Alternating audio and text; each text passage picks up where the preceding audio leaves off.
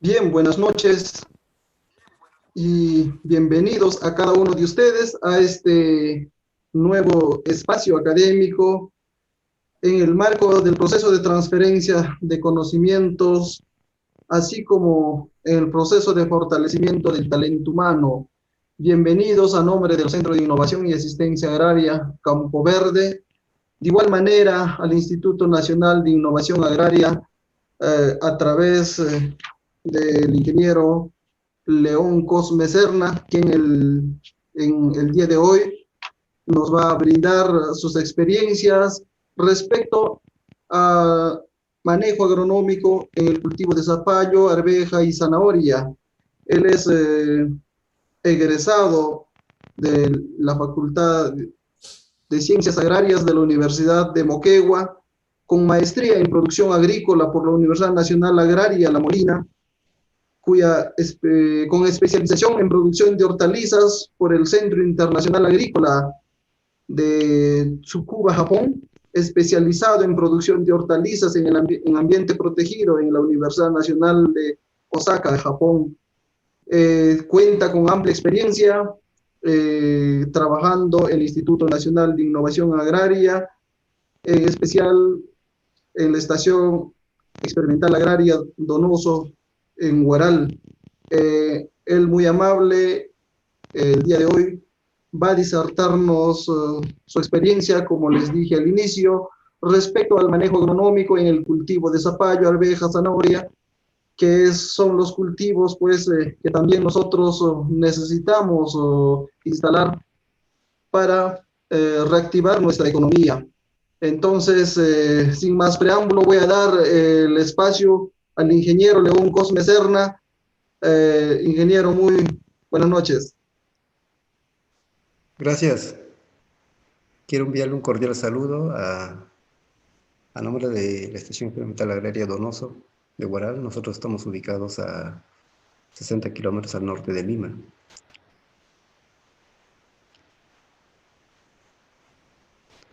Con respecto al cultivo de zapallo, son una especie que se consume ampliamente en Perú, en Ecuador y Bolivia.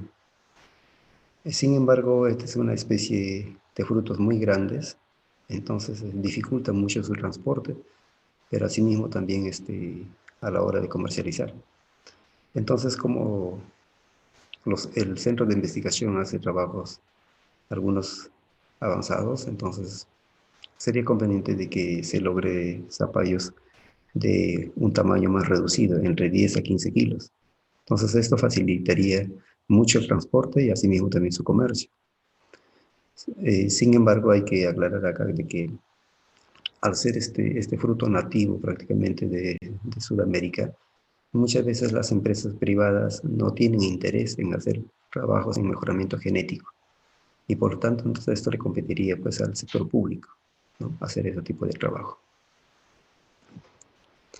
Eh, con respecto a la fenología de la planta, esta parte es muy importante porque aquí se decide las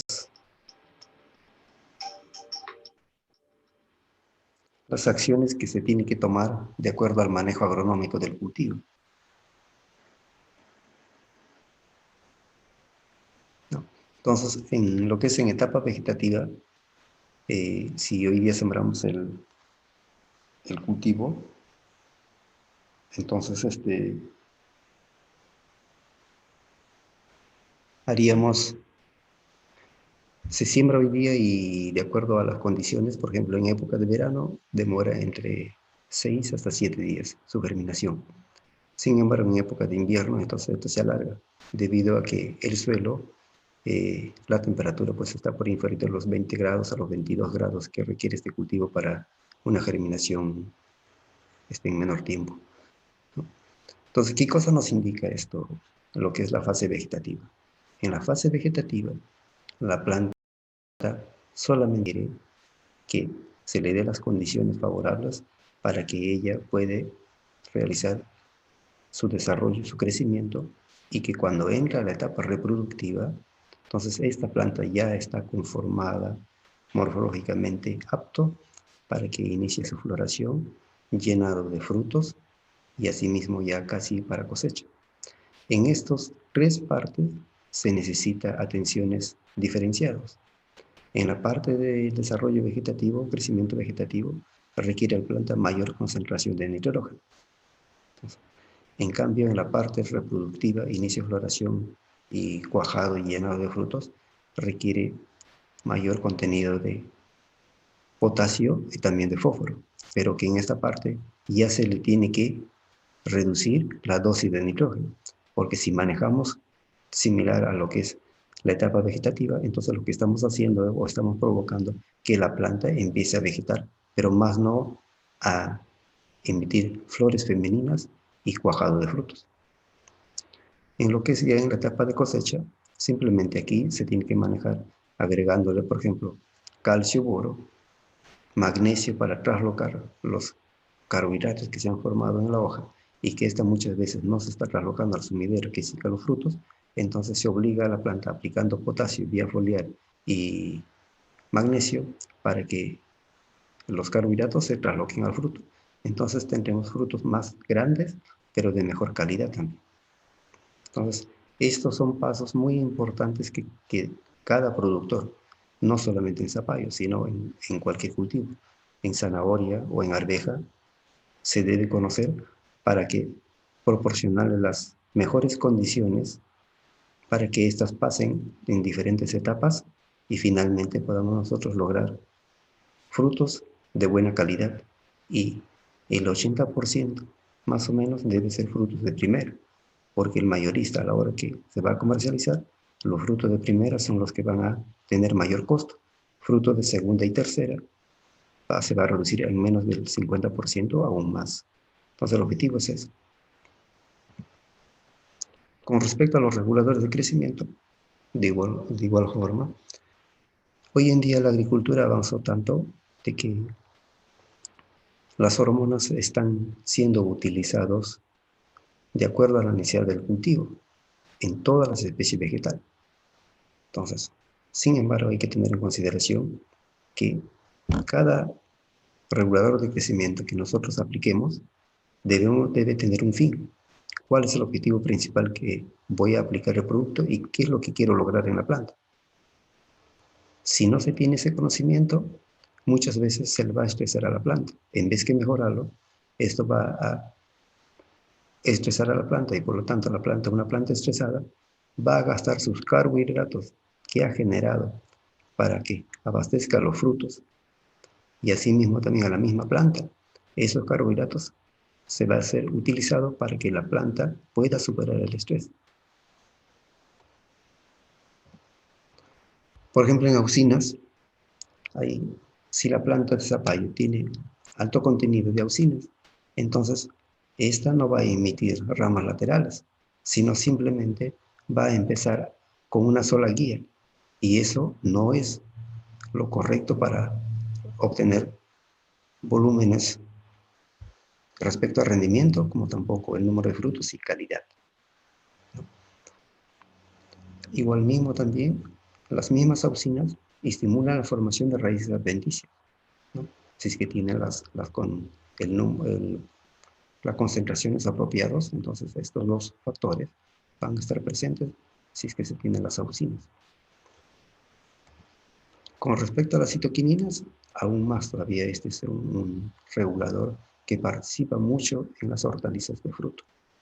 Entonces, estimula la división celular, que sí que hace crecer a la planta, rompe la latencia de yemas axilares, a diferencia de que las auxinas hacen de que solamente se presente la rama principal, la guía principal. En cambio, cuando aplicamos la citoquinina, rompamos la latencia de yemas axilares. Quiere decir de que esas yemas axilares que están en latencia, al aplicar la citoquinina, incentivamos a la planta a que éstas puedan emitir las ramas laterales. La misma función cumple también las podas. Si es que se poda una planta que tiene alta concentración de citoquinina, no de auxinas, entonces al romper la guía principal, entonces esta retrocede y se incrementa la citoquinina y hace que las ramas laterales puedan ser desarrollados.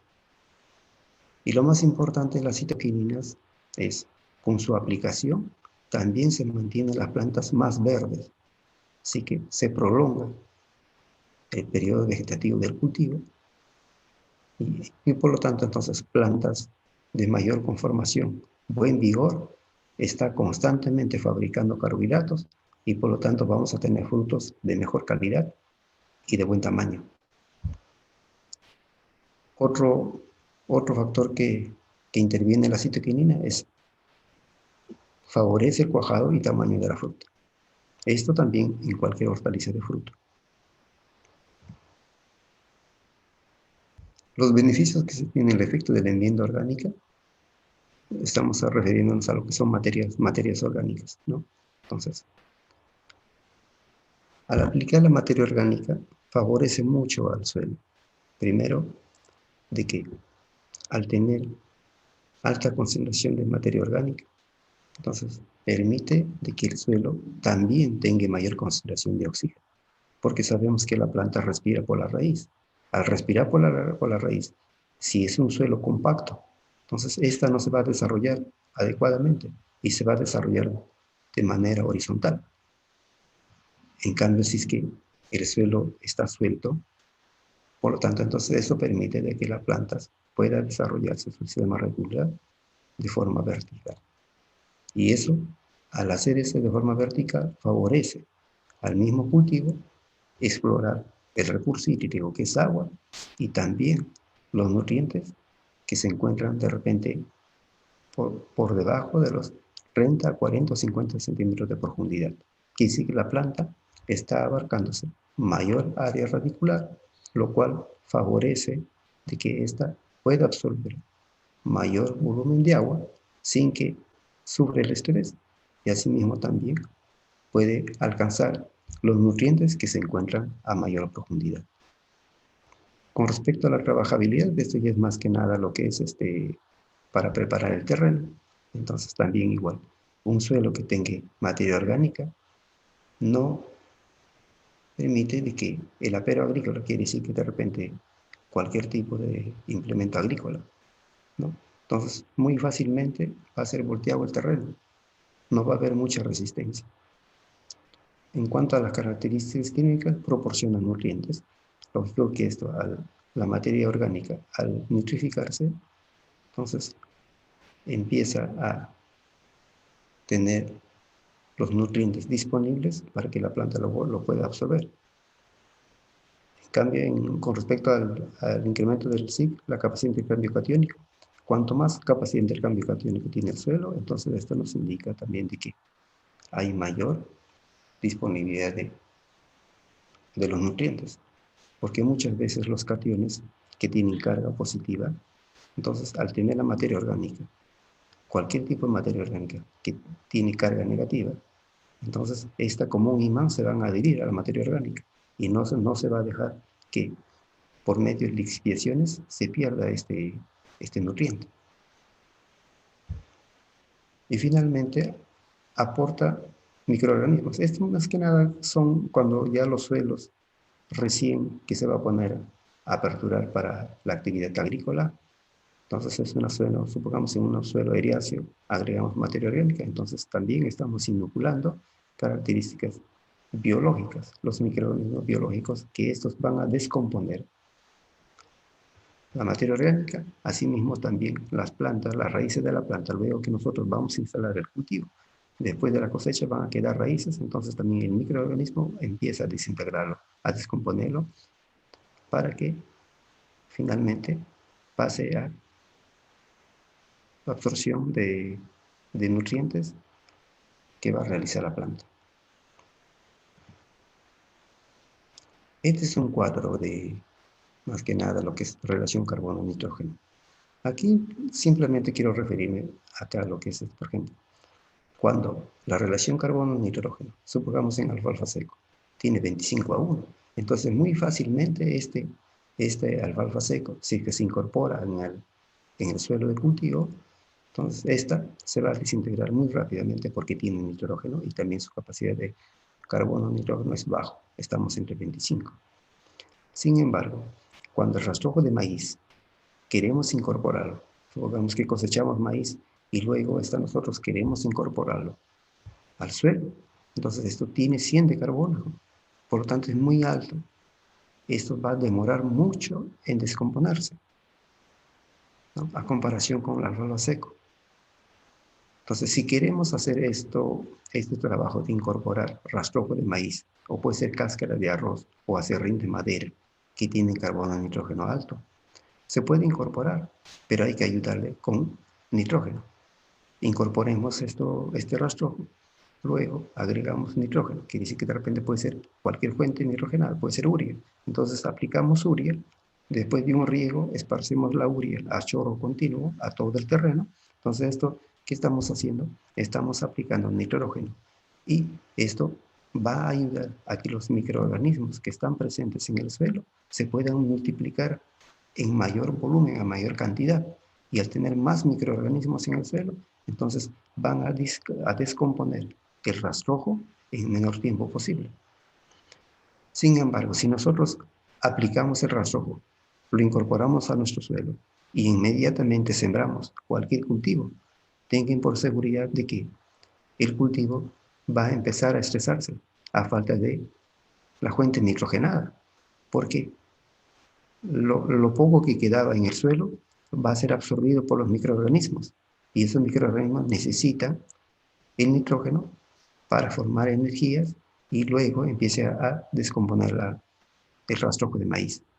Entonces, hay que recordar de que si queremos incorporar cualquier rastrojo que tenga alta concentración de carbono o nitrógeno, es necesario agregar fuente nitrogenada para que pueda multiplicarse los microorganismos y en menor tiempo posible descomponer el rastrojo. Y este rastrojo, una vez que está descompuesto, recién pasará a ser disponible para que la planta lo absorba como nutriente. Con respecto a la preparación del terreno, en Sierra también es similar. Se hace el remojo de machaco, luego se utiliza, puede ser tractor o de repente tracción animal. Pero lo importante es, al hacer el riego de machaco, entonces se ayuda mucho de que las larvas de los lepidópteros que han quedado después de la cosecha que hemos hecho puedan ser eliminados y que éstas no estén presentes cuando nosotros instalamos un nuevo cultivo. Asimismo, también facilita de que los implementos agrícolas puedan más fácilmente hacer su trabajo y pues no queden muchos terrones.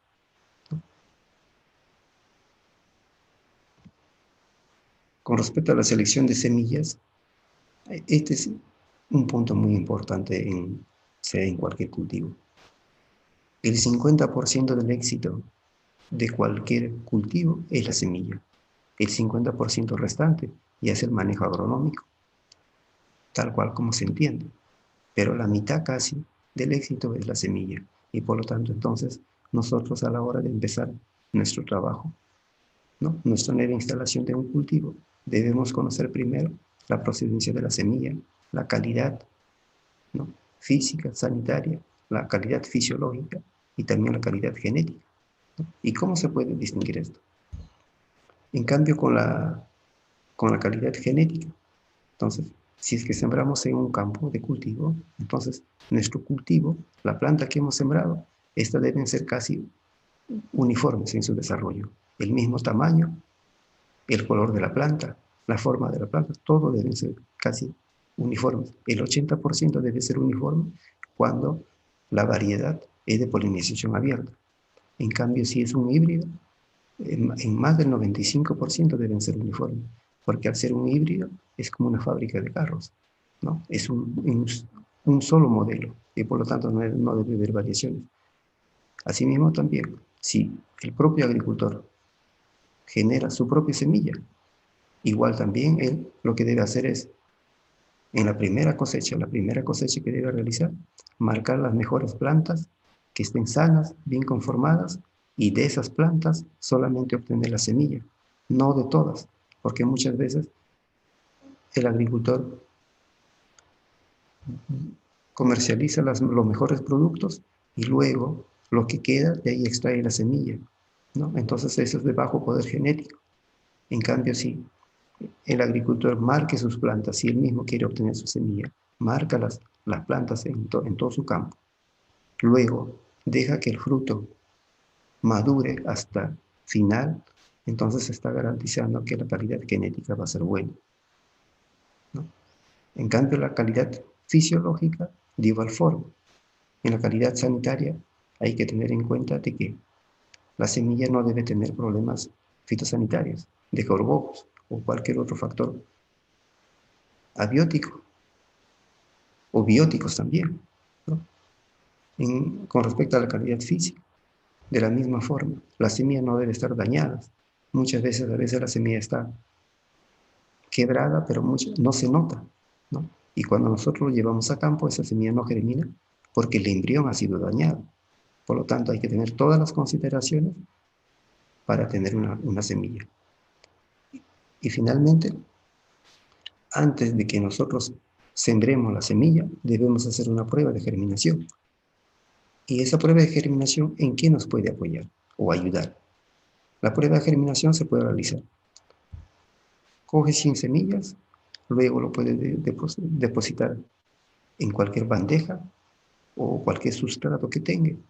Entonces deposita ahí la semilla, cubre la semilla con el mismo sustrato y luego, una vez que la planta germinó, se cuenta cuántas semillas germinaron y cuántas no germinaron. Entonces, de acuerdo a eso, uno ya tiene el conocimiento de decir si germinó 60, de 100 semillas, germinó 60 semillas, 70 semillas o 40 semillas. Lo recomendable es que germinen más de 80 semillas de cada 100 semillas puesto a germinar. Si germina menos y ya ha comprado la semilla, entonces esa semilla debe ser retornado al lugar de procedencia.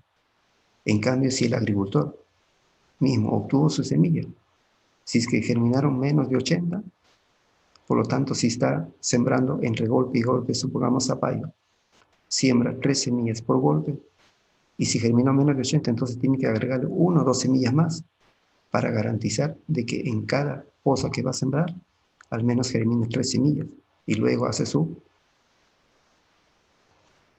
elimina las plantas que ya no va a necesitar, ¿no? Otra de las ventajas también es que en respecto a cultivo de zapallo, hoy en día en costa se hace ya almácigos. ¿Y esto en qué nos va a ayudar? Muchas veces cuando se hacen almácigos, el manejo de la planta es mucho más eficiente que sembrar en campo definitivo. Porque en campo definitivo, cuando vamos a instalarlo, tenemos que hacer control fitosanitario, tenemos que utilizar personal para regar, ¿no? Para deshiervar durante los 30 o 35 días que está en campo. En cambio, cuando nosotros hacemos almácigos, está en un lugar reducido y por lo tanto gastamos menos agua, menos personal. El mantenimiento de la semilla es más apropiado. Y finalmente, cuando la planta ya está para hacer su trasplante, se puede llevar a campo definitivo y estas plantas se trasplantan con todo su sustrato. Quiere decir que no se rompen raíces, ¿no? Es mucho más beneficioso. También así se aprovecha del terreno. Quizás, por ejemplo, tengo un cultivo y que ese cultivo recién va a salir a los 30 o 35 días. Pero si empiezo a hacer mi almácigo en ese tiempo, entonces yo ya gané casi 35 días, ¿no? Y le doy mejor aprovechamiento a mi terreno de cultivo. Y para hacer el almácigo hay varias formas. Puedo utilizar sustrato, que eso ya se comercializa, o también puedo utilizar compost, puedo utilizar humus, cualquiera de esos sustratos se puede hacer. Con la desventaja de que estos sustratos que ya se vienen ahora compactos, estos ya están esterilizados, así que ya no se necesita esterilizar. En cambio, cuando se utiliza de compost o humus, hay que desinfectar porque ese sustrato tiene pues agentes patogénicos que pueden dañar la semilla a la hora de sembrar, ¿no? Una vez que si es que nos inclinamos para utilizar el sustrato, entonces el sustrato se deposita en un recipiente, aquí hemos hecho en una bandeja, luego se humedece Una vez que se humedece, se reparte en las bandejas almacigueras, en todas las bandejas, y para hacer los hoyos, como aquí vemos ya sembrados, entonces sobreponemos una bandeja vacía y con la palma de nuestra mano hacemos una pequeña presión y ya obtenemos cada celda, ¿no? Un agujero en donde se va a depositar la semilla. Luego que hemos depositado la semilla de zapallo, de vuelta cubrimos con este sustrato, ¿no? Completamente lleno, y luego lo trasladamos a un ambiente bajo sombra. Y si para facilitar la germinación es necesario, también se aconseja que se debe cubrir con plástico, cualquier tipo de plástico, puede ser plástico negro, plástico transparente, o si no también puede ser con periódico, ¿no? Lo importante es que el sustrato se mantenga húmedo hasta que las semillas puedan iniciar a germinar, ¿no? En cambio, si no se cubre con ningún material, entonces muchas veces se pierde la humedad y a veces nos demoramos en suministrar el riego, regarlo, para eso ya la semilla germinó, pero como no tiene humedad, ya esa semilla ya no es viable. Entonces, para eso se debe cubrir las bandejas almacigueras. Unas plantas germinadas totalmente, y también se pueden, antes hemos visto que en estas bandejas almacigueras de 53 conos, y también se puede hacer en macetas de plástico, como se ve en esta diapositiva. Cualquiera de esas posibilidades se puede hacer sin ningún inconveniente. Ahora, con respecto a la fertilización nutricional, como esta planta está en etapa vegetativa, lo que requiere es un fertilizante que tenga los tres elementos balanceados, que sí que nitrógeno, fósforo, potasio. Esto se consigue en cualquier producto, ¿no? Fertilizante foliar. Se agrega 5 gramos por litro de agua. Entonces se riega dejando un día hasta que nosotros ya decidimos la fecha del trasplante. Entonces, pero hay que tener en consideración de que si es que nosotros vamos a trasplantar de aquí 5 días, ¿qué es lo que debemos hacer? Endurecer la planta. Lo que se entiende por endurecer la planta es de que, vamos a poner un ejemplo, si yo, por ejemplo, diario a todos mis almácigos los riego con 20 litros de agua, entonces hoy día reduciré 1 litro, pasado mañana reduciré otro litro y así sucesivamente hasta llegar al quinto o sexto día. Entonces, cuando lo limitamos de una manera no muy bruscamente a la planta, entonces esto se prepara, las paredes celulares de la planta se endurecen para que estas plantas puedan soportar el trasplante y empiecen a generar nuevas raíces para que la planta no sufra estrés y pueda soportar, por ejemplo, de repente es trasplante en condiciones de verano, entonces para que los rayos solares no afecten el tallo de la planta. Asimismo también, de repente hay un turno de agua, entonces se demora mucho y por lo tanto cuando nosotros preparamos a la planta para un posterior trasplante, esto va a soportar mayor estrés que una planta que no se le preparó antes del trasplante. Con respecto al método de siembra en cultivo de zapallo, ahí podemos sembrar en surcos simples a 5 metros de longitud entre cama y cama, como se ve acá, de cama y cama, a 5 metros. Este es surco simple. Si sembramos a surco mellizos, esta es nuestra diapositiva, surco mellizos, estamos entre 8 a 10 metros. Mucho va a depender la calidad de la semilla y también del vigor de la semilla, porque hay variedad de zapallo macre que tiene buen vigor, entonces requiere mayor longitud de cama. Pero si ya conocemos que nuestra variedad o nuestra semilla no desarrolla muy vigorosamente, entonces se puede reducir el distanciamiento entre cama y cama y incrementar nuestro mayor número de plantas por hectárea para compensar el rendimiento que vamos a obtener finalmente. Porque si vamos a hacer, por ejemplo, tal cual como estoy indicando, y quizás en su lugar de origen, tienen, por ejemplo, zapallo, pero que no es muy vigorosa. Entonces, de repente no abarca ni 5 metros, quizás requiere solamente 4 metros, ¿no? Entonces, ahí ya se está ahorrando 1 metro. Por lo tanto, hay que conocer la variedad, qué tipo de variedad es y cuál es su vigor de la planta. Distanciamiento entre planta, 1.5 a 2 metros. Generalmente las semillas, cuando está más de 80% de poder germinativo, estamos entre 3 a 4 semillas. Pero si es menor de 80%, entonces hay que agregar hasta 4 semillas. Y por hectárea estamos gastando de 4 a 5 kilogramos. Y el número de semillas por golpe, como se ve en la diapositiva, 4 semillas, pero que estas deben ser distribuidas equitativamente de acuerdo a la longitud de la poza de siembra, ¿no? Porque si vamos a sembrar todas juntas, entonces a la hora de hacer el deseje, entonces vamos a romper raíces. Y también no se recomienda jalar la planta, sino se recomienda cortar. Porque a la hora que queremos hacer el deseje, si de 4 plantas solamente dejamos 2, entonces estas 2 plantas deben ser eliminadas. Entonces, si es que jalamos la planta, vamos a dañar las raíces de la planta también que va a quedar. Vamos a hacer herida.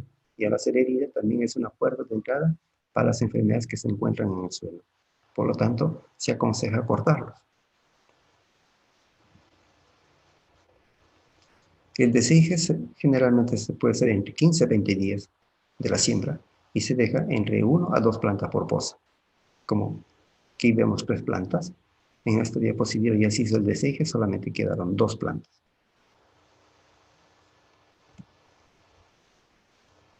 Con respecto a riego, es una planta que su sistema radicular es muy superficial y por lo tanto el zapallo requiere riegos constantes, pero no en exceso. Otro factor que hay que tener en cuenta es con respecto al riego, es que la planta no debe entrar en estrés hídrico, como se ve en esta diapositiva. Cuando la planta entra en estrés hídrico, lo que va a hacer es que la planta cierre estomas. Al cerrar estomas, ya no está produciendo lo que es fotosíntesis y deja de hacer la fotosíntesis, entonces automáticamente para la planta de estar produciendo carbohidratos. Los carbohidratos son los alimentos que la planta necesita para que pueda seguir creciendo y también abasteciendo a los frutos. Entonces, en esta etapa, en ningún caso debe llegar el cultivo. Y si vemos que estamos, por ejemplo, en zonas, la frecuencia de riego, si es turno de agua, es muy prolongado, entre 10 hasta 12 días, ¿no? Y el suelo es, de repente, su estructura, que tiene contenido de piedra, ¿no? Entonces ahí hay que agregar materia orgánica, porque la materia orgánica es como una esponja. Se riega y esto absorbe el agua y luego va a entregar a la planta de acuerdo a su necesidad de ella. Entonces, por eso es muy importante siempre apoyarnos con materia orgánica, sea de cualquier procedencia. Puede ser materia orgánica de cualquier tipo de animal o puede ser materia orgánica también descompuesta de material vegetal. Todos ellos ayudan a la planta. Con respecto al tipo de podas, se practica en costa la poda de enzapallo, se elimina, se cuenta desde el punto cero, desde el inicio, ¿no? Hasta el quinto nudo y luego se elimina la guía principal y automáticamente estas ramas laterales empiezan a desarrollarse. Como antes decíamos, si es que la planta no está desarrollándose las ramas laterales, entonces hay una dominancia apical y hay alta concentración de auxinas. Al hacer el corte, entonces se elimina el punto principal de la planta, la guía principal, y esto hace que retrocede las auxinas, entra a tallar la citoquinina y empiezan a desarrollarse las ramas laterales. En esta diapositiva solamente se dejó 2 ramas y las 3 restantes se eliminaron. Entonces, al hacer la poda, lo que va a favorecer es que se va a tener menos ramas, ¿no? Porque muchas ramas van a estar ahí en la planta, pero que esas ramas no facilitan al cultivo, más bien está consumiendo la energía que produce la planta. Por lo tanto, solamente debe tenerse ramas que van a formar frutos. Y asimismo también mantener las hojas completamente sanas, porque sabemos que por las hojas es que se hace la producción de carbohidratos a través de la fotosíntesis. Esta es otra poda, pero es una poda solamente, no es poda para la producción, sino es una poda fitosanitaria. Estas son podas que acá en Costa le dicen el descarateo. Entonces han eliminado ramas y también han eliminado hojas, ¿no? Y el objetivo es ¿para qué?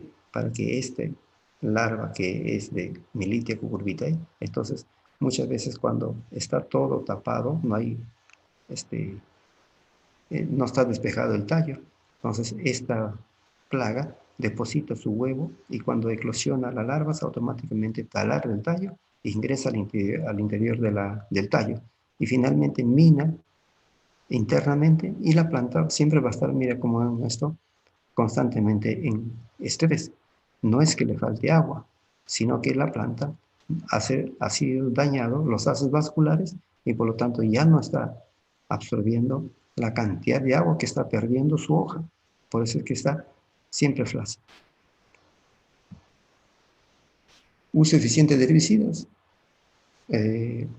No sé si las personas que van a escuchar este curso, muchas veces, a veces en la sierra se tiene un poco de recelo de utilizar herbicidas, pero generalmente los herbicidas, si es que utilizamos a dosis bajos, no hay ningún inconveniente, no hay problemas para la salud, ¿no? Pero si hacemos un mal uso, lógicamente esto sí afecta a la salud, ¿no?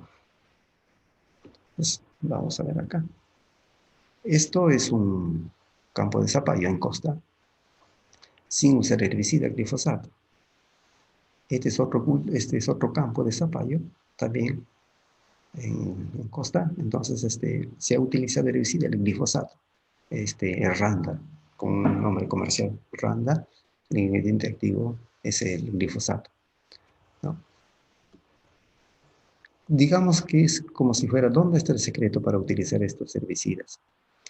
Cualquier herbicida, si es que se utiliza a dosis bajos y cuando la maleza está en su primera hojas cotidianarias o primera hoja verdadera, entonces un herbicida aplicado a dosis bajos va a hacer un control eficiente sin dañar el suelo y tampoco al cultivo. Entonces, se utilizó el Roundup, pero antes de sembrar, ¿no? Se regó primero el surco, luego se deja que las semillas de la maleza germinen y cuando están en sus hojas cotiledonarias, se aplica el herbicida a dosis bajos. Así que generalmente recomiendan aplicar herbicida 3 litros por 200 litros de agua, pero nosotros aquí hemos aplicado 1 litro por 200 litros de agua. Así que hemos bajado casi un 60% aproximadamente, ¿no? Pero el control ha sido muy eficiente. Este es otro cultivo de zapallo, pero no se ha utilizado herbicida. Vemos aquí que está completamente embarazado. Entonces esto nos va a ocasionar mucho más gasto. Tenemos que empezar a deshiervar. Se utiliza fornales. Y aparte de utilizar fornales, el que va a limpiar las malezas también va a empezar a pisar la planta, las raíces de la planta, donde se están ubicadas. Entonces va a haber una compactación, ¿no? Esto perjudica grandemente al cultivo. En cambio, en esta, donde se utilizó herbicida, aquí ya no hay no va a entrar el personal a hacer ninguna labor agronómica. Entonces es más eficiente en este tipo de trabajo. Asimismo, en cualquier cultivo que se haga, siempre tiene que haber rentabilidad. Si es que aquí utilizamos 1 litro de Roundup, ¿no? Por 200 litros de agua, que es un cilindro, ¿no? Y el Roundup está prácticamente 30 soles. Y para 1 hectárea que nos va a deshiervar un fornalero, nosotros vamos a necesitar entre 3 a 4 personas. Entonces ahí saquemos la cuenta, es mucho más antieconómico, ¿no? Entonces, este es otro campo, esto es en la zona de Huaraz, en Ancash, en Carhuaz.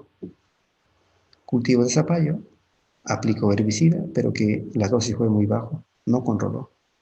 Entonces está completamente vuelta en mal estado. Sin embargo, el herbicida es eficiente cuando se usa adecuadamente y de forma correcta. Este es un campo que se utilizó herbicida, pero que fue dañado por el herbicida. Todo está, las hojas, no se desarrollan por efecto del herbicida. Entonces, el herbicida no es como el fungicida ni el insecticida. El insecticida puede intoxicar a la planta, pero la planta se repone. Del fungicida de la misma forma. Pero el herbicida, un mal uso del herbicida, una mala dosificación, eso va a matar a la planta, como sucede en esta diapositiva. Por eso hay que tener cuidado en su uso.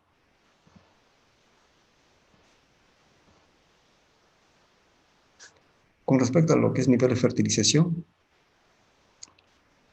en los macroelementos se tiene nitrógeno, fósforo, potasio, secundarios calcio, magnesio, azufre, y los microelementos generalmente se aplica vía foliar, casi en su totalidad, porque son los que mejor eficiencia tienen. En cultivo de zapallo se aplica el fósforo y el potasio a los 25 días, estos dos elementos, prácticamente toda la dosis, y el nitrógeno se puede fraccionar hasta en 3 etapas. ¿No? De mucho va a depender del vigor de la planta, cómo se va desarrollando el cultivo. Si es que requiere hacer 3 dosificaciones, entonces se va agregando cada 25 días la parte nitrogenada. Vemos que la planta con 2 aplicaciones de nitrógeno es suficiente, entonces ya la tercera no es necesaria, porque si no vamos a enviciar a la planta. Y una planta con alta concentración de nitrógeno solamente se va a dedicar a hacer follaje, pero no va a tener frutos. La aplicación de fertilizantes, como indicamos nosotros, en esta diapositiva se está aplicando los 3 elementos, nitrógeno, fósforo, potasio. Acá solamente trabajos de investigación con materia orgánica, que es guano de isla. Se hizo un trabajo con guano de isla, ¿no? Solamente guano de isla logramos obtener hasta 80 toneladas por hectárea. Claro que en grandes volúmenes sí, pero que sin aplicar fertilizantes sintéticos se puede obtener también rendimientos muy altos utilizando el guano de isla. En esta diapositiva se observa de que en esta parte se han hecho los surcos, pero este es el surco principal es esta parte de aquí. Aquí lo que se va a hacer es que, como vemos aquí en esta otra diapositiva, el zapallo tiene la particularidad de emitir ramas laterales de los entrenudos, como se ve aquí. Entonces, si aquí se dispersa el nitrógeno, fuente nitrogenada, luego se borra esto, se borra con maquinaria agrícola, puede ser, o si no, también puede ser con tracción animal. Aquí en la zona acostumbran borrar con tracción animal, así que con caballo, arado de caballo, borran todo, mezclan fertilizante, luego lo guían en esta parte, y finalmente en esta diapositiva, en la parte superior, se hace el champeado, quiere decir que se le agrega en esta parte tierra con pala, y para incentivar a que la planta emite ramas laterales, y estas ramas laterales también absorben agua y nutrientes, entonces ayudan mucho a la planta. Con respecto a los fertilizantes foliares, solamente cumplen una función de suministrar o aliviar a la planta si es que la planta no está cogiendo por la vía radicular o hay deficiencia de microelementos, entonces se corrige a través de fertilizantes foliares, que va a ser el punto por donde se va a corregir de forma oportuna, ¿no? Pero para ello se tiene que tener una consideración. Al utilizar aplicaciones foliares, se debe tener en consideración utilizar los adherentes. El adherente lo que va a hacer es que rompe las moléculas del agua, quiere decir que los hace más pequeños, de menor tamaño. Cuando lo hace de menor tamaño, lo que hace es que estas gotitas de agua que va a salir por la mochila, entonces se van a impregnar en todas las hojas, en toda la estructura de la hoja. Y esto va a permitir a que el fertilizante sea absorbido a mayor proporción. A comparación con esta vista, solamente quedó una gota del fertilizante. Los restos se ha escurrido, así que cayó al suelo.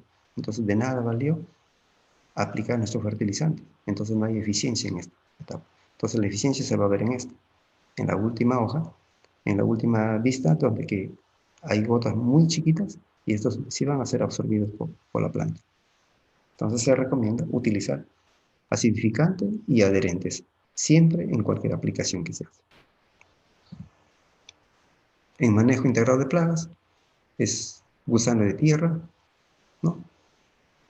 Acá lo que solamente se recomienda es que en aplicaciones para gusano de tierra, muchas veces sea en sierra o en costa, en cualquier lugar donde uno se encuentre. A veces el dueño del predio contrata personal y luego esto se levanta a 5 de la mañana, entonces saca su tarea y a las 8 de la mañana, a las 9 él ya terminó toda su tarea. Pero el dueño no ha pensado de que a partir de las 9 de la mañana hasta que estas orugas son nocturnas, entonces salen todavía cuando oscurecen, 6, 6:30. Entonces de las 9 hasta las 6:30 han pasado más de 8 horas, ¿no? Entonces esas 8 horas, las moléculas del veneno están expuestas al medio ambiente y esto se va a degradar, ya no es eficiente.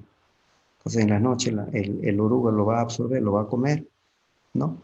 Pero esta, al estar expuesto, ya se desintegró el ingrediente activo, entonces ya no hay eficiencia para controlar a esta oruga, ¿no? Entonces se recomienda generalmente en las tardes aplicar a las 3 de la tarde. Bueno, en la sierra es un poco eh, incierto, ¿no? Porque muchas veces hay horas que llueve, o, ¿no? Entonces es un poco confuso, ¿no?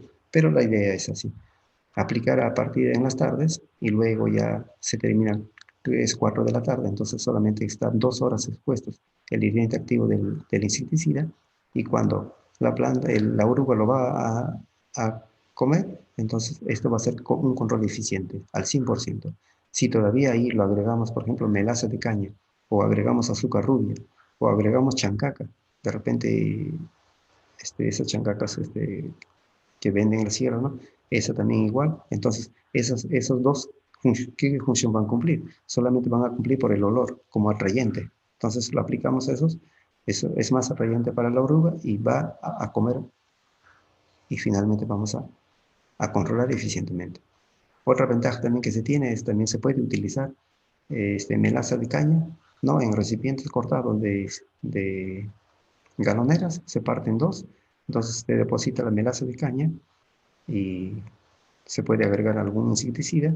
Entonces, eso también con el olor se puede controlar, ¿no? Hacer un control. Con respecto al zapallo, otra de las plagas que es muy perjudicial es la mosca blanca. Esta mosca blanca también hoy en día está causando lo que es plateado en zapallo. Esta es una vista de cañete, son 4 hectáreas de zapallo, pero se cubre, este agricultor cubre toda la hectárea con plástico amarillo, impregnado con aceite de carro, de motor. Así que esos aceites que ya cambiaron, que ya no está en uso, entonces esos aceites lo impregnan al plástico y cada 4 días va constantemente. Entonces hace un control eficiente y ya no utiliza insecticida. Entonces hay otro ahorro ahí. Es otra plaga de la mosca minadora, liriomisa. Entonces, generalmente la liriomisa lo que va a hacer es que va a dañar las hojas cotidianas de zapallo. Solamente la primera hoja, ¿no? En cambio, en zapallo no hay muchos problemas. Pero si fuera habas o arveja, entonces la mosca minadora para estas dos otras especies que más adelante vamos a conversar, entonces es muy perjudicial. Los productos son cualquiera de estos productos se puede utilizar para controlar eso.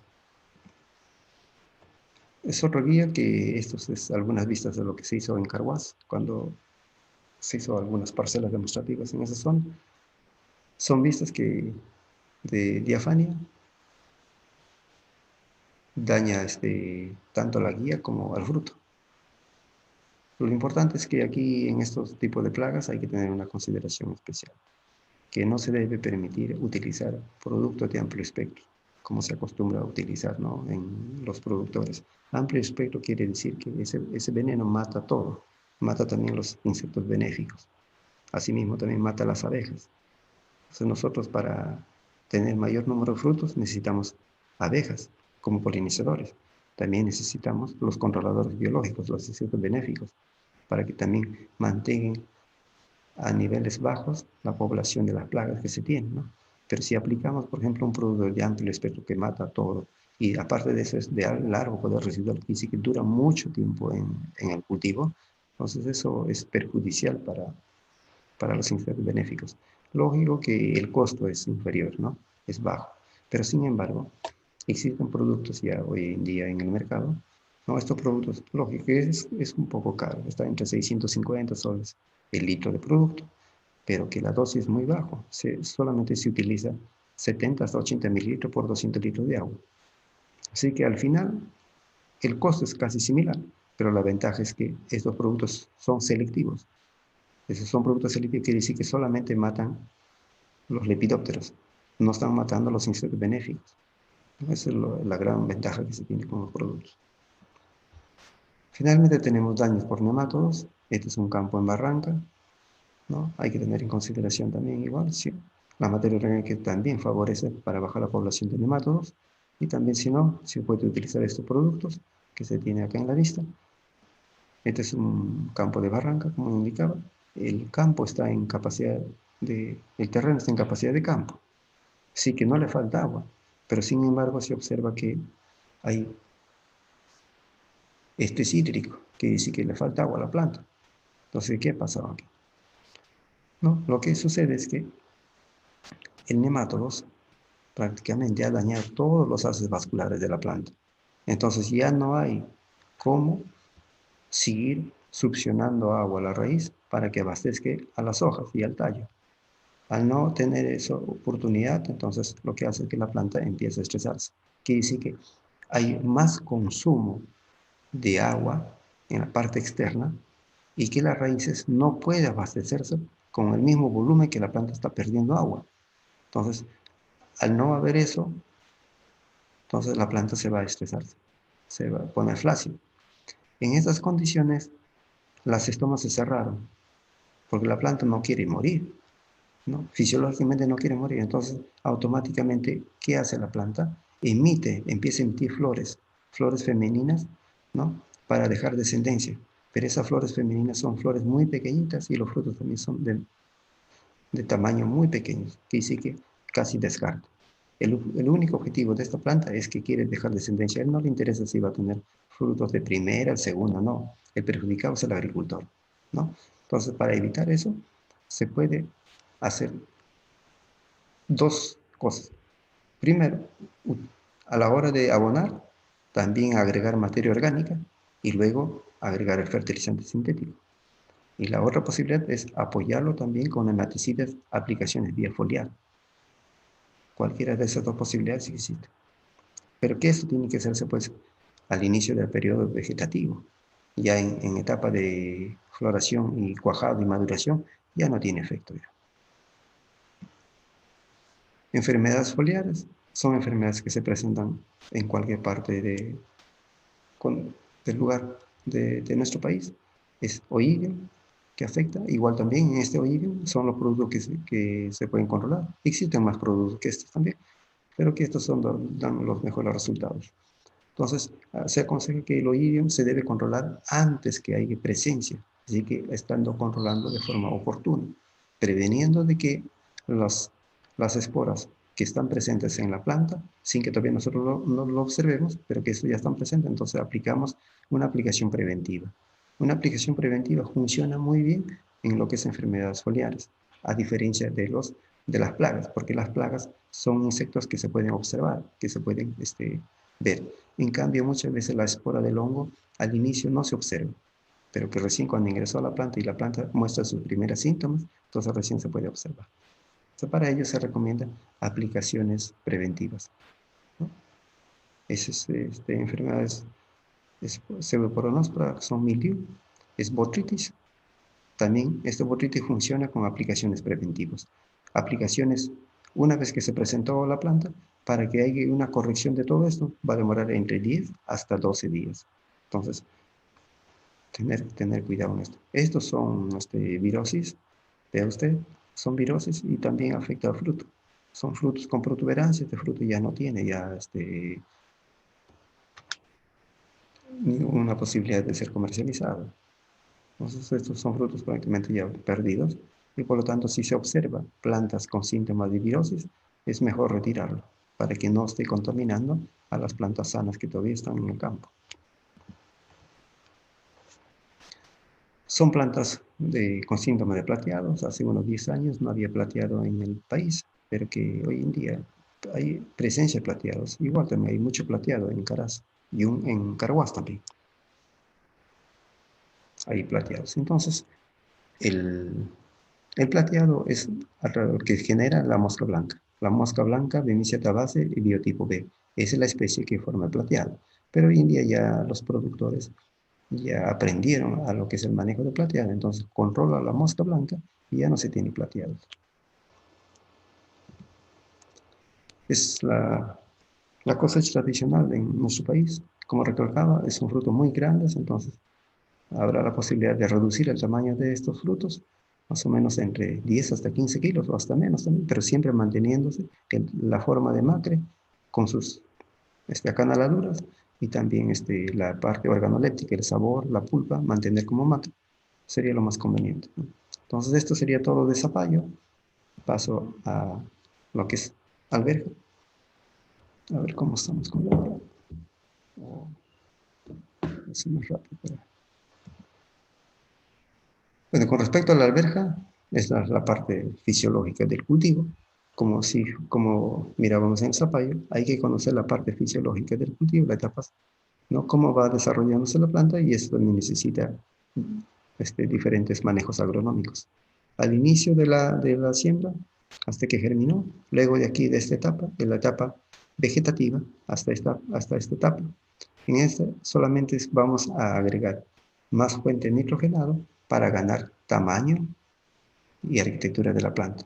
Entonces, para preparar la planta para que empiece a pasar en la segunda etapa.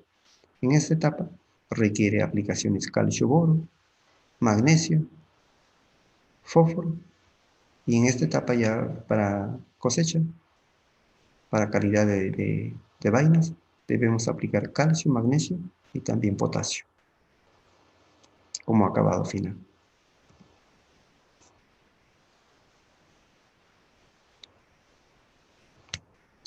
Las condiciones generalmente para cualquier cultivo si es en secano o es en regadío en sierra, pero en costa, la alberja generalmente al ser una planta cetera, es que dice que de 3 carbonos, la planta necesita solamente temperaturas intermedias, así que de fríos. Y por lo tanto, entonces aquí en costas se empieza a sembrar desde mayo, de mayo hasta septiembre aproximadamente.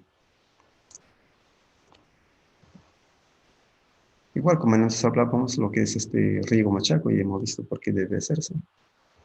Son características morfológicas de las alberjas. Hay una infinidad de variedades de alberjas, ¿no? Hay alberjas de crecimiento determinado, semideterminado y indeterminado. Indeterminado que necesita tutores, ¿no? Determinado no necesita tutores, solamente crece a 80 o hasta 1 metro entre cama y cama, sin ningún inconveniente.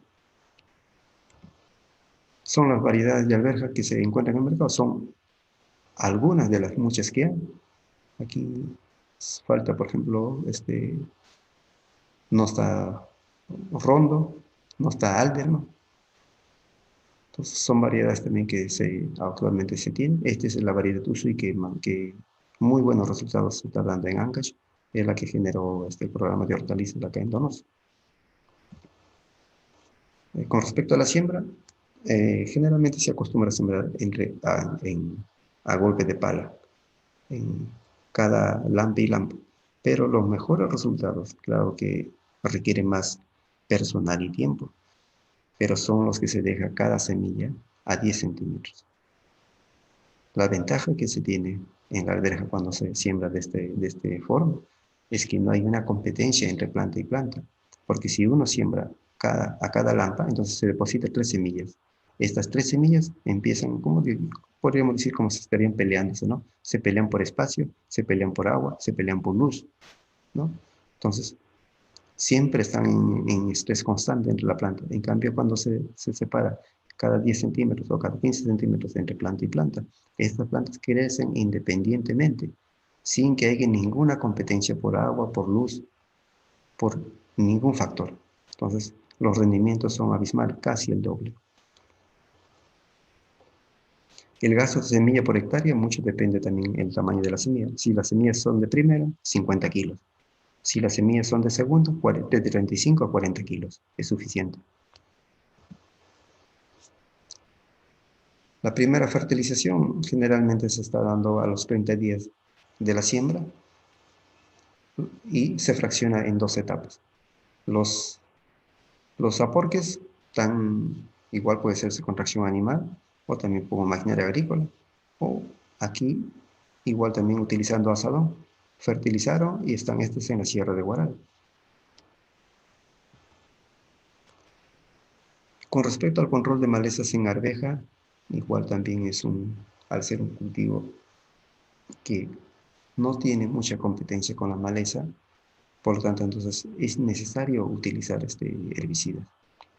Una vez más, se puede aplicar glifosato, puede ser aplicado con afalón.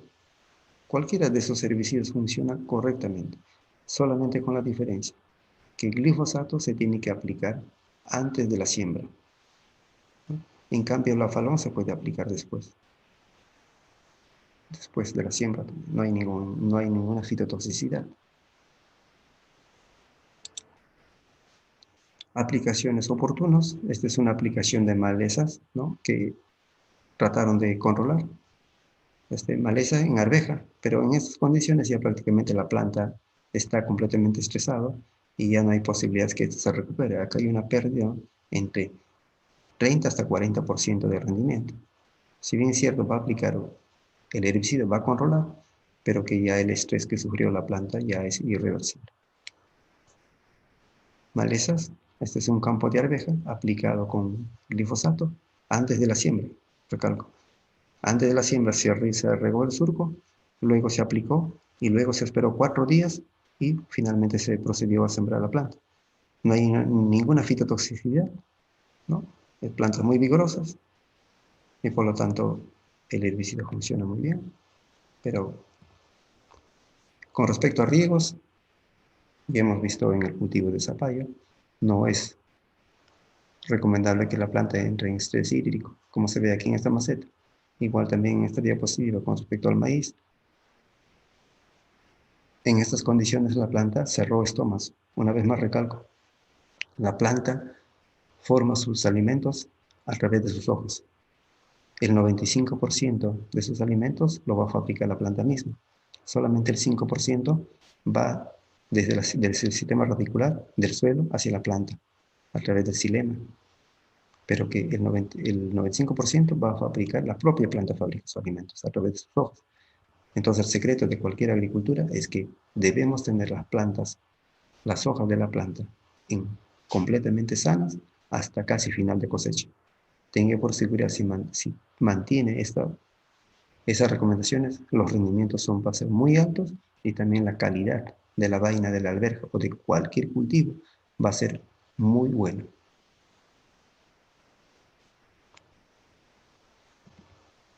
Este es un trabajo que se bajó de internet, pero que es interesante. Con respecto a las aplicaciones de los diferentes elementos. Sin fertilización, solamente rindió casi un 55% más o menos, sin fertilización. Solamente con fertilizante nitrogenado, en un 80%, menos, un poquito de 75%. Con fósforo y nitrógeno, los rendimientos se incrementaron. Con nitrógeno, fósforo, potasio, los rendimientos aún más se han incrementado.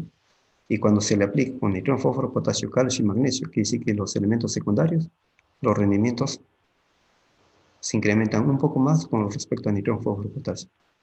Y si aplicamos elementos mayores, elementos secundarios y los microelementos, aún más se van a duplicar, se van a incrementar los rendimientos. Y por lo tanto, entonces nos quedaríamos acá con esta fórmula. Aplicar nitrógeno, fósforo, potasio, calcio, magnesio y los microelementos. Calcio y magnesio a través del sistema radicular y los microelementos vía foliar. No olvidar de que se puede, cada vez que se aplica vía foliar debemos utilizar adherente y acidificante. Adherente para que rompa las moléculas del agua y se pegue más productos en la hoja de la planta para que la planta lo pueda absorber. Consideración en fertilizaciones. Estas son las dosis que se recomiendan, pero la mejor recomendación que se debe tener en cualquier fertilización es hacer los análisis de suelo. Es lógico que muchas veces el análisis del suelo, a veces de una zona alejada para trasladarlo a los lugares de los laboratorios, es muy costoso, además es tedioso también, y muchas veces también el propio agricultor no tiene experiencia de sacar la muestra de suelo, ¿no? Pero aplicando estas fórmulas puede tener también buenos rendimientos. Y como fuentes podemos utilizar nitrato de amonio, puede ser sulfato, puede ser fosfato diamónico, sulfato de potasio, cloruro de potasio, cualquiera de los elementos. Lo importante es que se aplique oportunamente, cuando la planta requiere, más o menos a los 20 días después de la siembra.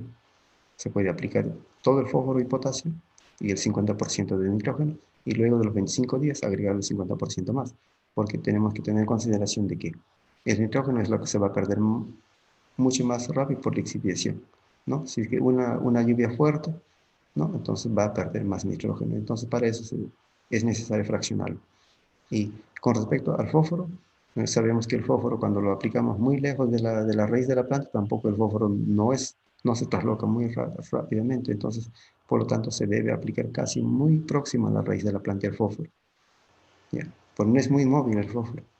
En cambio, el potasio y el nitrógeno sí son más móviles, pero el fósforo no. Sistemas de espalderas. Con respecto al sistema de espalderas, esos son los que mejores resultados se tienen en cuanto a rendimiento y también en calidad, y asimismo también ayuda mucho cuando ponemos espalderas lo que es el control de plagas y enfermedades, ¿no? Otra ventaja que se tiene es que todas las flores que se tienen, todos ellos van a cuajar, porque a ambos lados hay luz, ¿no? En cambio, cuando nosotros sembramos de forma postrado, que dice que en el suelo y va a gatear la planta, entonces en la parte inferior donde que no hay luz, esa flor no va a cuajar, ¿no? En cambio, cuando está en espalderas, entonces todas las flores cuajan. Si es que una variedad, supongamos yo hablo de Usui, que es la semilla de acá de la estación, sin espalderas estamos en vaina verde entre 4.500 a 5. Con espalderas tranquilamente llegamos entre 8.5 hasta 10 toneladas. En vaina verde con espalderas. Es casi el doble. Claro que seguramente que el costo también para comprarlas, ¿no? Los tutores también es un costo adicional, ¿no? Pero si es que constantemente estamos sembrando alberja, entonces sí vale la pena comprar, porque esto, si fuera de eucalipto, entonces esto nos va a alcanzar para 4, 5, hasta 6 puestos. Es recomendable eso. Son colocación de tutores. Primero se colocan los tutores. Esta es una planta de arveja, ambos lados, surco mellizo. Entonces se colocan los tutores al costado de la planta. Luego se pone la rafia, ¿no? Para que la planta pueda trepar. Y luego, una vez que nosotros hemos puesto la rafia, ya le vamos guiando. Cada 40 centímetros vamos poniendo rafias, ¿no? Y le ayudamos a la planta que guíe, y así la planta, a través de sus arcillas, se va guiando sola, ella. Lo recomendable aquí es que también hay que utilizar, pues, las entradas deben ser los tutores más gruesos, ¿no? De mayor solidez, y no provocar estos. Por ejemplo, esta es una caña de bambú, y el peso mismo de la planta, como se observa, esta es una variedad Usui, llega hasta más de 2 metros de altura. Por eso es que también su rendimiento es muy alto, hasta 10 toneladas ¿cómo se llama? Con tutores. Y todas las vainas al cargar, entonces pesa mucho. Y aquí se provocó una rotura de soporte. Entonces, las entradas generalmente poner los soportes más gruesos, de mayor diámetro. Son tutores en plena floración, igual también aquí se ha puesto caña brava, ¿no? Pero son plantas de menor tamaño.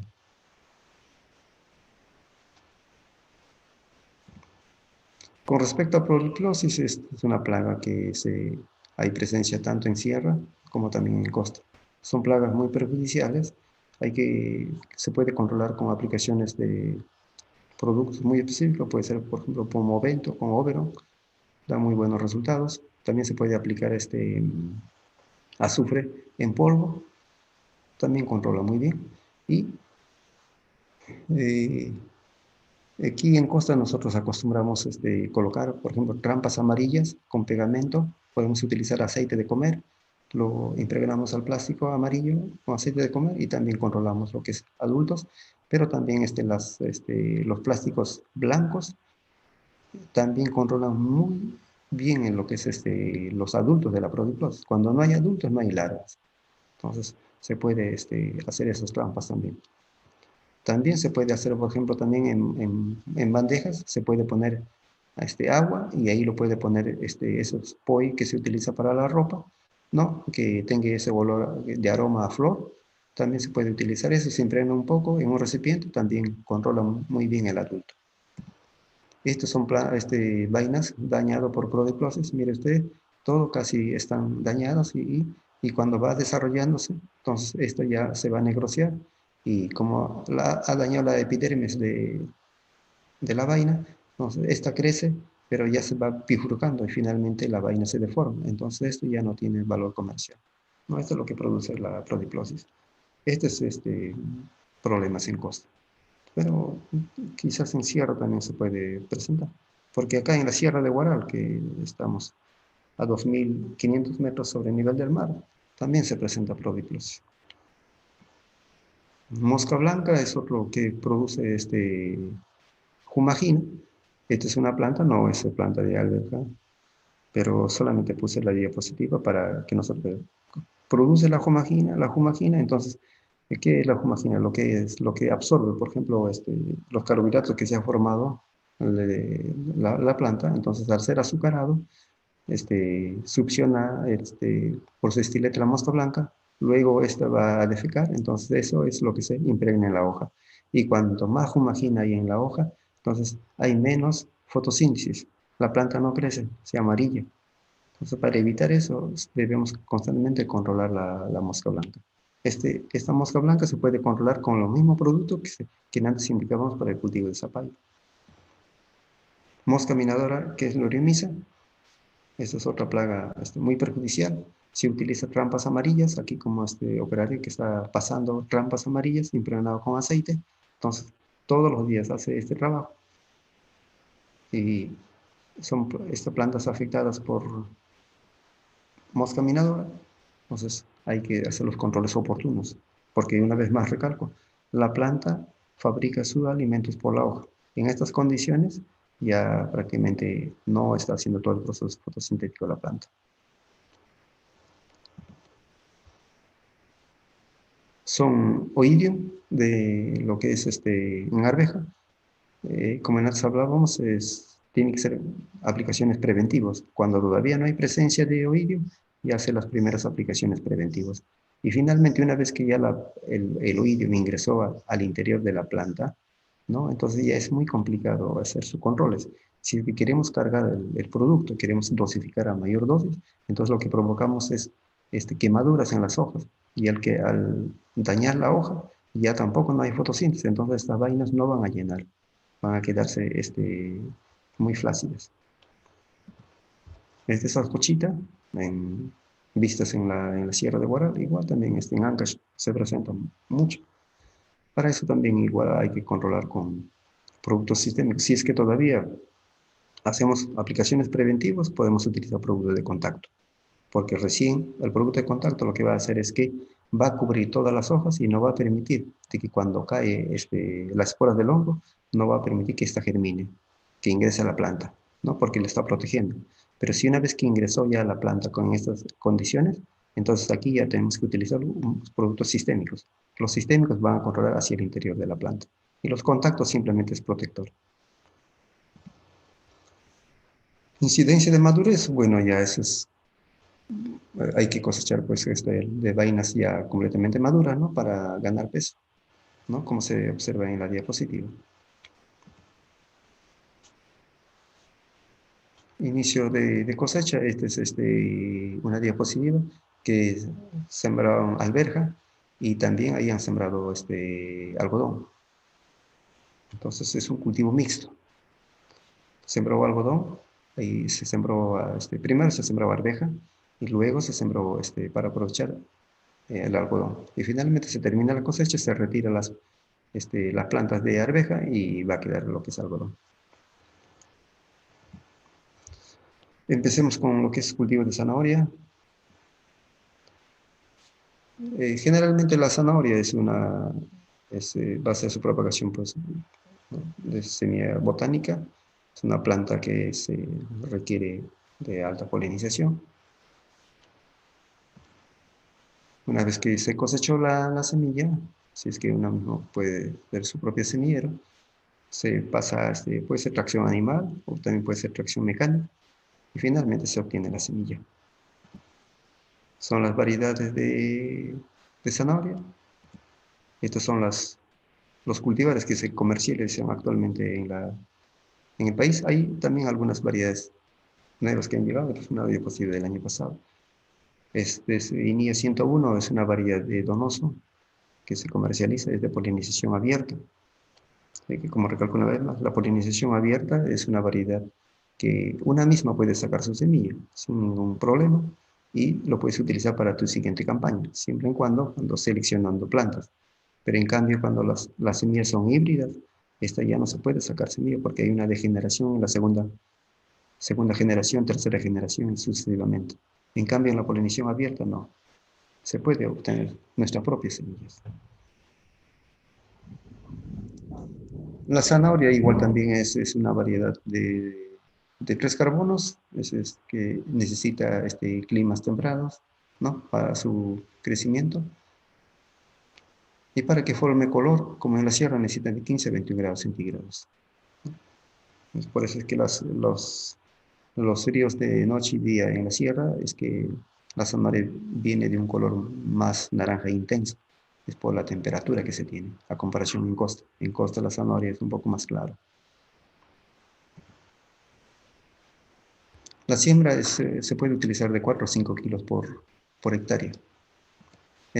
Acá nosotros acostumbramos sembrar, mezclamos con arena, pero también se puede utilizar semilla sola, ¿no? Hay algunas sembradoras artesanales que se fabrican y entonces se utiliza semilla sola, pero lo más conveniente es hacer con mezcla.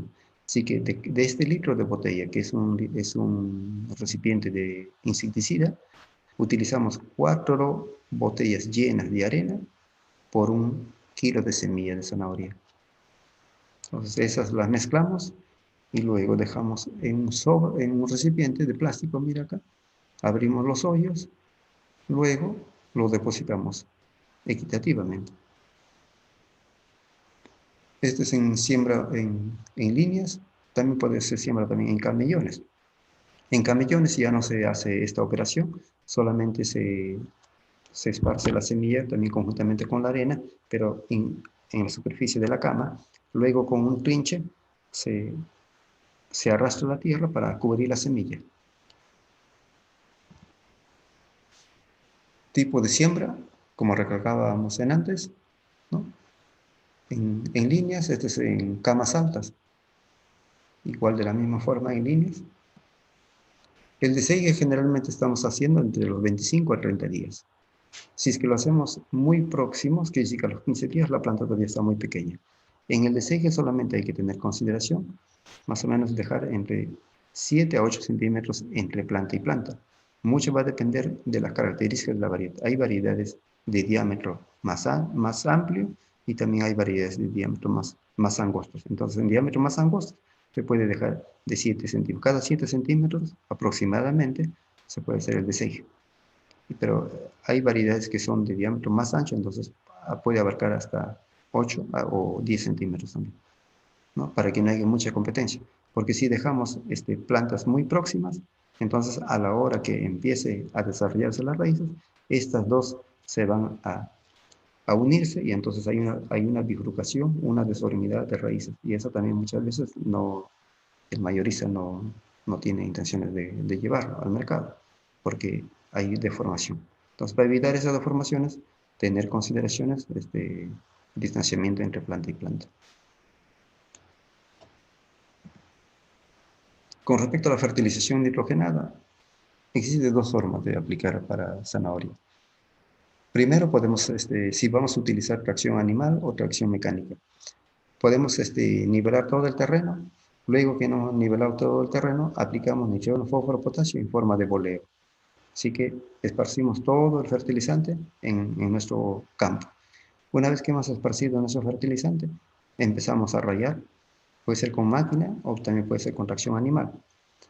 Y luego, una vez que hemos rayado, recién procedemos a sembrar. Y en estas condiciones ya no necesitamos aplicar fósforo potasio. Solamente aplicaremos lo que nos resta las dos partes de nitrógeno, porque aquí en la parte de nitrogenado estamos fraccionando en tres oportunidades. Primero aplicamos fósforo potasio y la tercera parte del nitrógeno esparcimos en el campo sin que todavía raye la máquina. Luego que hemos esparcido, recién empieza a rayar la máquina y empezamos a sembrar. Después, a los 20 días, se hace la segunda aplicación de nitrógeno y los 20 días más se hace la tercera aplicación de nitrógeno. Pasamos, si es que es por riego, por gravedad, entonces hacemos el riego, cortamos el riego y empezamos a aplicar el nitrógeno en el fondo del surco. Cosa que cuando el terreno está en capacidad de campo, entonces está prácticamente húmedo, esto va a absorberse para la raíz. Son fuentes estas son dosis tentativas, ¿no? 150, 180 de NPK, pero como recalco, lo más recomendable es obtener análisis de suelo. Control de malezas. Para zanahoria se aplica afalón, puede ser también con Sencor. Sencor con afalón dan mejores resultados, ¿no? Son las dosis que se tienen, ¿no? También se puede aplicar PROL. PROL es pendimetal en su ingrediente activo, 3 litros por hectárea. Pero después que hemos sembrado, podemos, sembramos, luego regamos al siguiente día y después al tercer día aplicamos PROL antes de que salga la maleza. Entonces es como un sellador. Aplicamos PROL, sella prácticamente todo y solamente cuando está saliendo la maleza va a morir porque va a absorberse a través de su hipocotilo, las malezas. Entonces ya muere la maleza, ¿no? En todo caso, si no utilizamos este producto, entonces podemos utilizar también afalón con Sencor cuando ya la maleza ya germinó y está en competencia con la planta.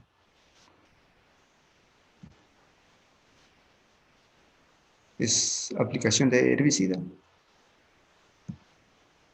Los riegos son, como la zanahoria es un cultivo que tiene sus raíces muy superficiales en menos de 30 centímetros de profundidad, entonces se necesita riegos ligeros y frecuentes. Como recalcamos en antes, siempre es bueno a la hora de hacer nuestra preparación de terreno, aplicar materia orgánica. ¿Para qué? Para que ésta también nos conserve el recurso hídrico. Sabemos que la materia orgánica es como una esponja, ¿no?, que absorbe agua. Con respecto a gusano de tierra, sí, en este cultivo sí hay que tener mucho cuidado. Aquí es la larva del gusano de tierra.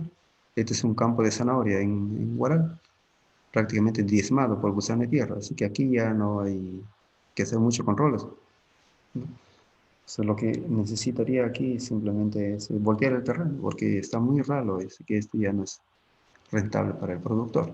Entonces, no llegar hasta esta etapa, como en antes hablábamos sobre el control ¿cómo se llama?, de zapallo. Entonces, la misma técnica de zapallo, aplicar en las tardes, ¿sí?, después agregar melaza de caña, ¿sí?, va a tener un control muy, muy eficiente para el control de mosca, no de larvas de gusano de tierra. Pulgón igual es un agente que va a dañar el cultivo. Hacer los controles oportunamente porque hace la succión y crea mucha humagina. Entonces, evitar eso. Y los nematodos son otro problema que se tiene en zanahoria. Como se observa en la diapositiva, hay muchas bifurcaciones, no de formación de raíces. Para ello tenemos que utilizar necesariamente control químico.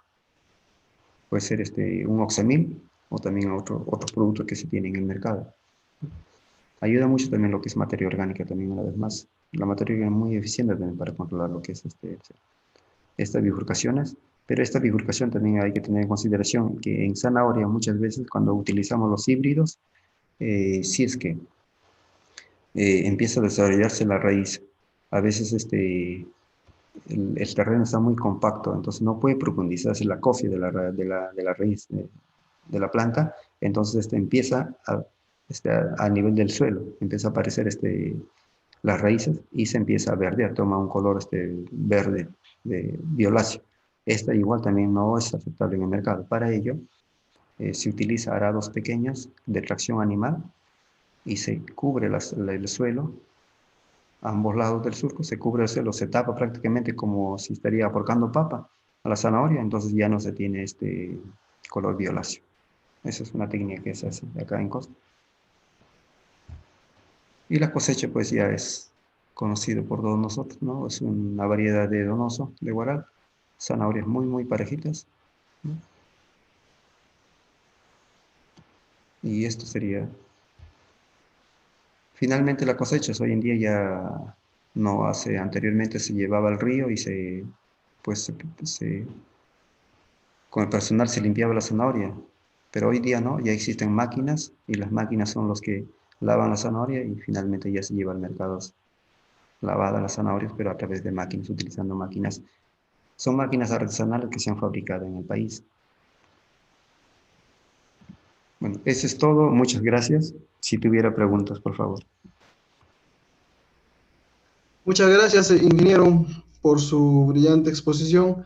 Este es un espacio en realidad bastante fructífero para nosotros que estamos todos los días en las actividades agrarias y definitivamente quedamos satisfechos por algunas aclaraciones que tuvimos en la ponencia. Sin embargo, quisiera hacerle un par de preguntas, ingeniero.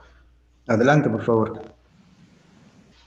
En cuanto, primero, en cuanto a las alberjas, eh, nosotros hemos instalado en Huaraz una variedad de alberjas, el alberjón, y bueno, no hemos utilizado herbicidas ni antes de la cosecha, ni perdón, antes de la siembra, ni durante la siembra. Sin embargo,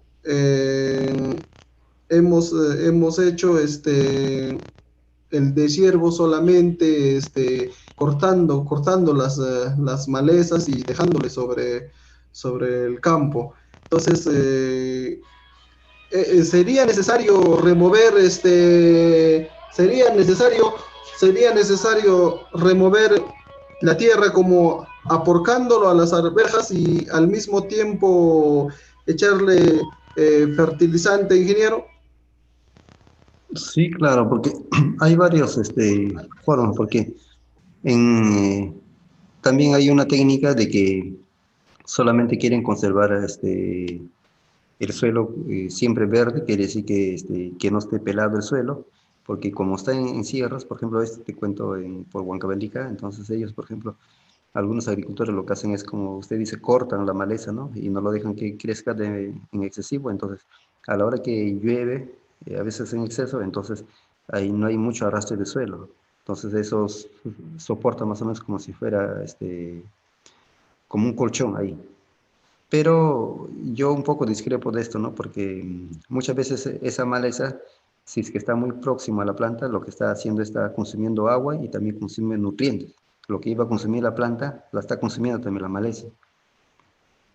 Y eso es contraproducente porque si es que se dio los nutrientes para la planta de forma equitativa, dosificado, entonces al no tener disponibilidad de ese nutriente la planta siempre va a sufrir lo que es estrés nutricional, ¿no? Y por lo tanto, entonces los rendimientos también van a bajar. Sin embargo, los mejores resultados se tienen cuando no hay ninguna competencia con la planta que estamos cultivando. Entonces, lo recomendable sería, si no quiere utilizar herbicida, puede ser también pues, de repente de hierbo manual. Y con respecto al aporte y aplicación de fertilizantes, sí es recomendable.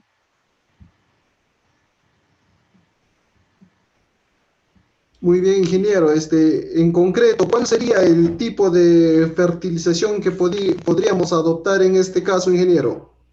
Es relativo, mira, nosotros en la diapositiva ponemos más o menos lo que nosotros trabajamos acá a nivel de investigación,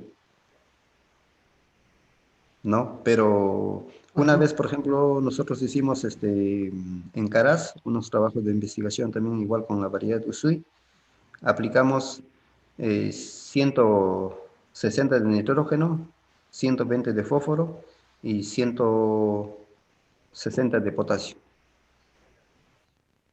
Eso fue en una parcela que hicimos con un agricultor que él sacó semillas. Ujú. Magnífico, ingeniero. En cuanto al riego, ingeniero, ¿tendríamos algún problema si en la etapa de floración utilizamos riego por aspersión? Sí, generalmente en lo que es arveja no se utiliza riego por aspersión. Es que si es que ustedes cultivan de repente en época de verano, porque es factible en la sierra, podría ser riego por aspersión sin ningún inconveniente. Pero si fuera invierno, sí hay problemas de daños de manchas foliares. Esos trabajos también igual, de acuerdo a los trabajos de investigación que se hacen en otros países, generalmente hay algunos inconvenientes, pero más por lo que es contaminación de manchas foliares, porque el riego por aspersión lo que va a hacer es que si en una parte, por ejemplo, se presenta mancha foliar que sigue los hongos, el riego por aspersión lo que va es que masificar más las cepas del hongo. Muchas gracias, ingeniero. Y finalmente, una pregunta, ingeniero, ya en el tema del cultivo de zanahorias. ¿Cuál es la variedad más recomendable que podríamos nosotros instalar acá en nuestra zona, en la parte sierra de Ancash? La que pongo en la diapositiva, ahí está una variedad que teníamos nosotros de Inia, después está Shogun, después Imperials. Cualquiera de esas variedades están hechas también para la sierra, a partir de 2000 metros sobre el nivel del mar, hacia arriba. Magnífico, ingeniero. Ingeniero, y la semilla, el INIA 101, ¿está disponible en cualquier tienda que No, venden el producto o solamente solamente, en el INIA lo venden? no, solamente se vende Inia porque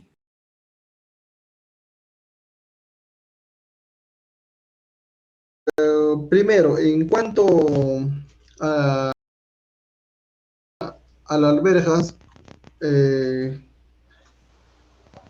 nosotros hemos instalado en Huaraz una variedad de alberjas, el alberjón, y bueno, no hemos utilizado herbicidas ni antes de la cosecha, perdón, antes de la siembra, ni durante la siembra.